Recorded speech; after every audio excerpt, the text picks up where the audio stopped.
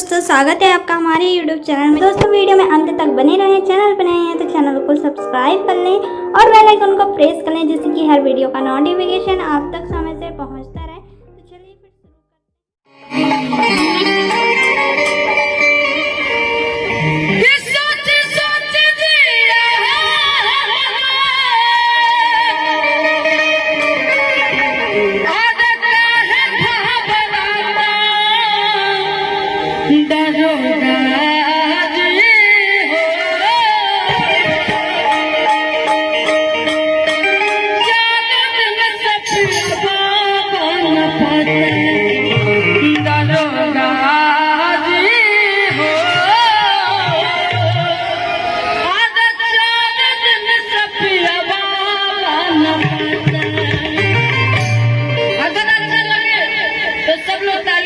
meeting meeting होना चाहिए इसमें, क्योंकि तो औरत रिपोर्ट लिखाने जा रही है और दरगोना